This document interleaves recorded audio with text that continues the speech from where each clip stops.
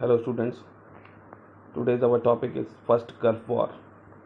This is our fourth video of second unit. ये topic आपको NCERT में third chapter के अंदर मिलेगा. एज यू ऑल नो कि हमारा सिलेबस पॉलिटिकल साइंस का थोड़ा सा रिवाइज्ड हुआ है और उसके अंदर जो थर्ड चैप्टर है वो डिलीट कर दिया गया है. बट सिलेबस में क्लियरली मेंशन है कि थर्ड चैप्टर के कुछ टॉपिक जैसे गल्फ वॉर, अफ़गानिस्तान वॉर और अरब स्प्रिंग, ये कुछ टॉपिक्स इंक्लूड करे गए हैं. तो मैं थर्ड चैप्टर के इसी टॉपिक को पढ़ा रहा हूँ, first gulf war. So first gulf war क्या थी? सबसे पहले गल्फ एरिया के बारे में देख लेते हैं. दोज कंट्रीज़, मैप में देखेंगे, those countries which are on the gulf region, जो पर्शियन गल्फ के आसपास की कंट्रीज़ हैं उन्हें हम गल्फ कंट्रीज़ बोलते हैं. जैसे इराक, सऊदी अरेबिया, यहाँ बहरीन है छोटा सा, कतर, यहाँ पे UAE है, यूनाइटेड अरब अमीरात और ओमान. ये कंट्रीज़ सारी अरब कंट्रीज़ हैं. सॉरी, ये सारी कंट्रीज़ गल्फ कंट्रीज़ हैं. I am sorry. तो इन कंट्रीज़ में तो इसलिए यहाँ पर इसे फर्स्ट गल्फ वॉर बोला जा रहा है क्योंकि ये गल्फ के आसपास लोकेटेड है. तो फर्स्ट गल्फ वॉर में क्या होता है उसके बारे में देख लेते हैं. अगस्त 1990 में Iraq invaded Kuwait. Main story यही है. मैप में दोबारा देखेंगे, इराक है वो कुवैत पे हमला कर देता है, कुवैत पे अटैक कर देता है और उस पर कब्ज़ा करना चाहता है. और बाद में यूनाइटेड नेशंस और अमेरिका मिल कर के इराक को हरा देते हैं. बेसिकली यही जो सिंपल स्टोरी है वही फर्स्ट गल्फ वॉर की स्टोरी है. अब हम इसे NCERT के थ्रू स्टेप बाय स्टेप समझने की कोशिश करेंगे. तो सबसे पहले आप ये देख सकते हो लेफ्ट साइड में सद्दाम हुसैन, जो इराक के फॉर्मर प्रेसिडेंट है. इन्हीं के टाइम पर इराक ने कुवैत पे हमला किया था. 1979 से 2003 तक ये फॉर्मर प्रेसिडेंट रहे इराक के. तो इन अगस्त 1990 Iraq invaded Kuwait, rapidly occupying and subsequently annexing it. बहुत तेज़ी से ऑक्यूपाई कर रहे थे. आपने मूवी भी देखी होगी एयरलिफ्ट, जिसमें जब दिखाया जाता है कि इंडियंस वहाँ पे फंस गए थे और इराकियों ने कुवैत पे हमला कर दिया था और फिर अक्षय कुमार किस तरीके से इंडियंस को वहाँ से निकाल करके लाए थे. तो ये बेसिकली वही कहानी है. United Nations mandated the liberation of Kuwait by force. United Nations ने इससे पहले कई सारी नेगोशिएशन करने की कोशिश की, इराक से बात की, पर इराक नहीं माना. तो यूनाइटेड नेशन ने तय किया कि अब बाई फोर्स हमें कुवैत को खाली कराना पड़ेगा. इसके बाद the action taken by the UN was a dramatic decision after years of deadlock during the cold war.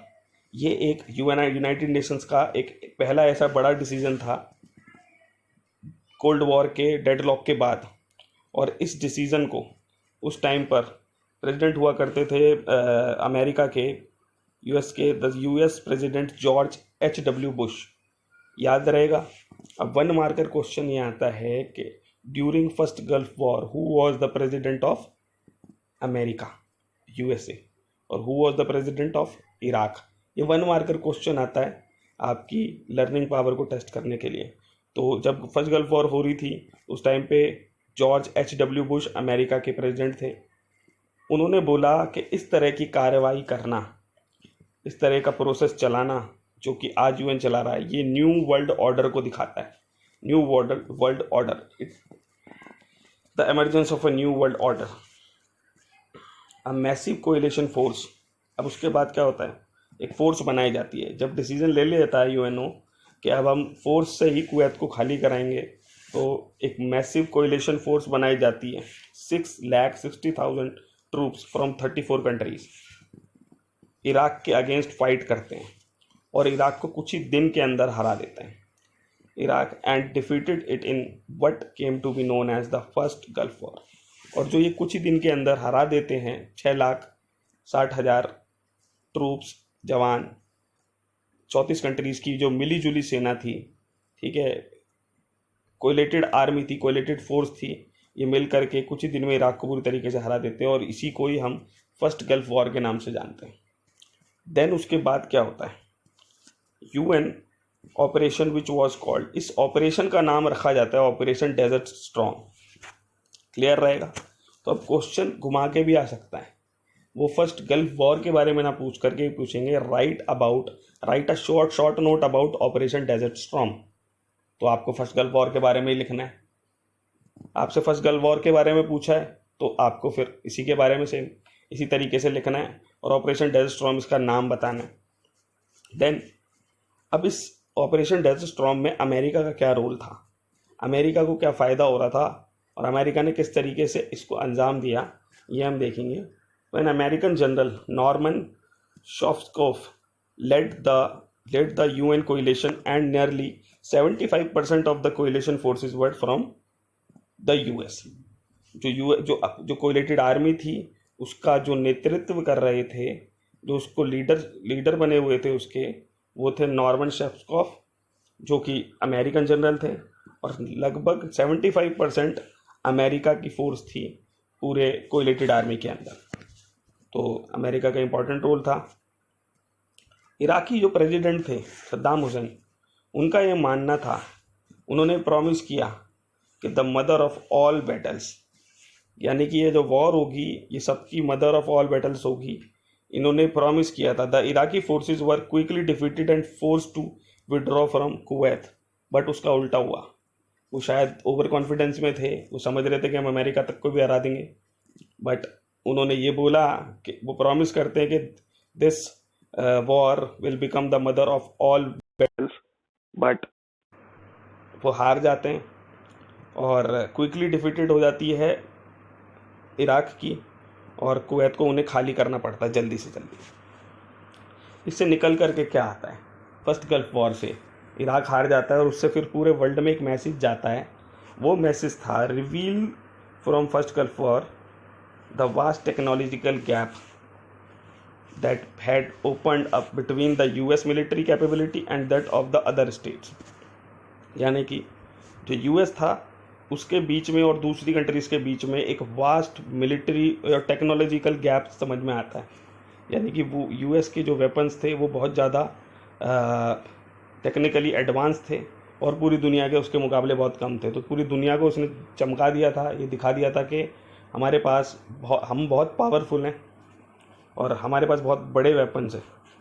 Next, use of so called smart bombs by the US. Smart bombs by the US led some observation to call computer war. जो US ने इसमें smart bombs use किए उससे ये दिखता है, उससे ये ऑब्जर्वेशन हुई कि ये कंप्यूटर वॉर थी। बस यूएस ने ऊपर हवा से कई सारे बॉम्ब्स गिराए और बहुत ज़्यादा नुकसान पहुंचा दिया कुवैत को। लोगों का ये मानना था wide spread television coverage also made it a video game war. इसे वीडियो गेम वॉर भी बोला जाता है क्योंकि इस वॉर की पहली बार किसी वॉर की ऐसी लाइव कवरेज हुई थी और लोग अपने बेडरूम में बैठ करके पूरा वॉर का तमाशा देख रहे थे। ठीक है, with viewer around the world watching the destruction of Iraqi forces living live on the यहाँ पे कुछ छूट गया है on in the comfort of the living room. US में actually have made a profit. Last चीज़, इसे एक वीडियो गेम वॉर भी बोलते हैं जैसे मैंने बताया, क्योंकि इसको पूरी दुनिया में लाइव दिखाया जा रहा था टेलीविज़न पर और इससे अमेरिका की पावर डिपिक्ट हो रही थी कि वो कितना पावरफुल है। ठीक है, दूसरा है यूएस में actually have made a profit from the war. US ने इस वॉर से पैसा कमाया, प्रॉफिट कमाया। According to many reports the US receive more money from countries like Germany, Japan and Saudi Arabia then it had spend on the war. जितनी उसने war में पैसे खर्च नहीं किए थे उससे ज़्यादा उसने इन कंट्रीज से पैसे कमाए, जैसे Germany, Japan and Saudi Arabia. तो हमने देखा किस तरीके से फर्स्ट गल्फ वॉर होती है।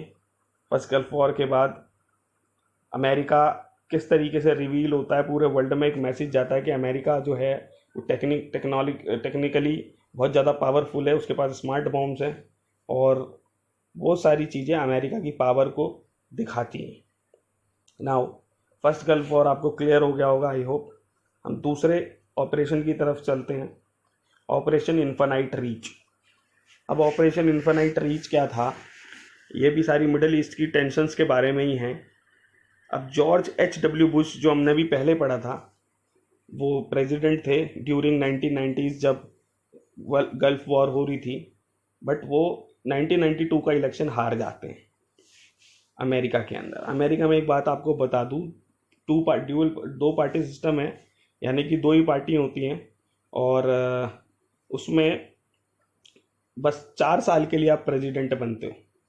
तो H.W. बुश इलेक्शन हार गए, 1992 में दोबारा इलेक्शन हुआ और विलियम जेफरसन, बिल क्लिंटन जीत करके आते हैं।